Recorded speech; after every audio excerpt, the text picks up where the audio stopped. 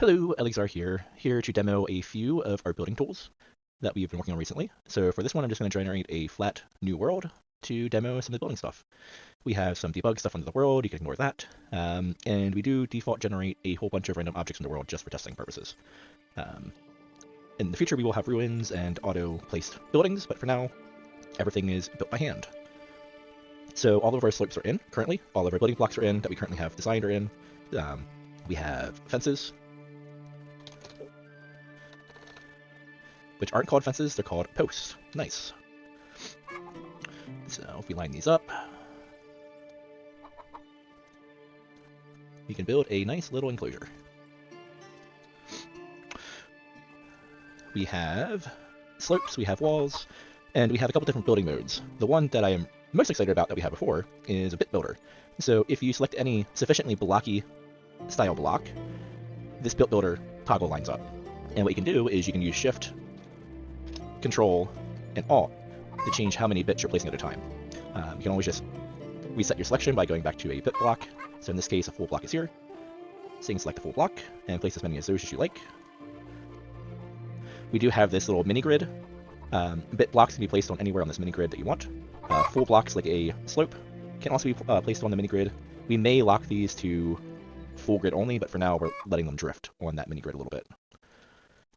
So if we go back to the bit mode, we have a whole bunch of different blocks. We have walls. You can go as thin as a quarter block. You can make them as tall or as narrow as you want. Right now, our entities don't really respect the collision of blocks, but eventually they will. So they won't necessarily be able to fit between narrow blocks like this, unless they're small entities like maybe chickens. So it opens up the door for a lot of gameplay mechanics down the road, as you can funnel entities through different areas. When it comes to slopes, we have a whole bunch of different options. Right now, these are all single blocks, but we will add the option to place multiple blocks at a time, so we can have mini blueprints or multi-block structures that we'll be able to add over time. So if we want to place I'm still learning where everything is. Some of these aren't very clear. We'll have to work on some of these icons. These are all auto-generated based on block orientation. So this is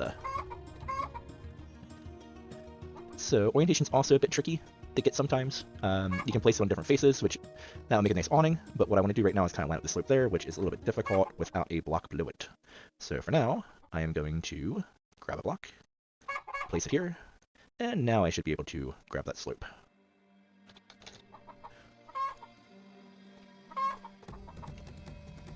And it turns out that's probably not the one I want, because it's only half a block, so I think I want this one, which is a full block. And then I can put one here, and not the most elegant slope, but it's a slope. And then we can mirror that. Eventually we'll have tools to basically pull walls and kind of copy it. Right now, because it's a different face, it's a little bit tricky. I just have to put a block below it. So building tools will definitely expand over time to make it a little bit more intuitive. But for now, there's workarounds. So I'm sure the community will have a lot of different ways of building that we haven't even thought of. So I'll put this back up and cap it off. And I missed. We will have an undo button. So if you do misclick, we can just easily undo it. That's not wired up currently. And we'll also have a remove block button here that we can just go into that mode and remove it, but that's also not currently wired up. But there's a ton of stuff we can do here. The interesting parts will also be being able to add your own trim. So say you want to put an accent wall around something, you can go in and add a whole bunch of different details, as much as you want within this 4x4x4 subgrid. And that'll open up a lot of interesting gameplay and design mechanics as entities start interacting with all of these blocks and textures. Lastly, you also have stairs, classic. You can build your own mini stairs if you want it to. Let's just say put in a quarter wall.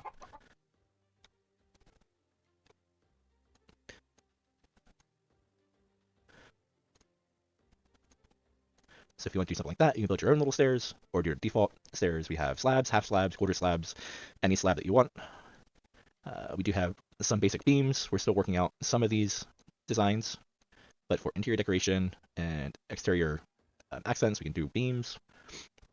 And The one that I also really like is the arch, which a lot of games don't have, but got a nice little arch there.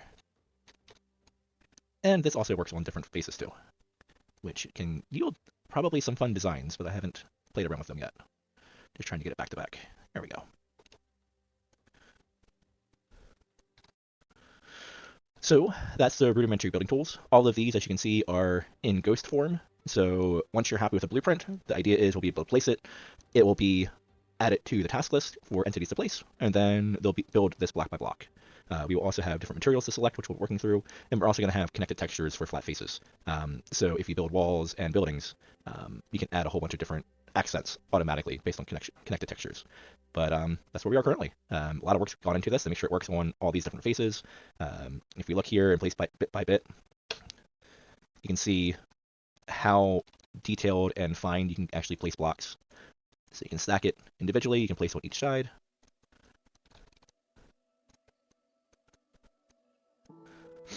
And pretty much any side in any 4x4 subgrid, you can place a block. You can make it as detailed or as non-detailed as you want. And then you can also place full blocks on top of bit blocks. So there's a lot of creativity that can be done using all these combinations.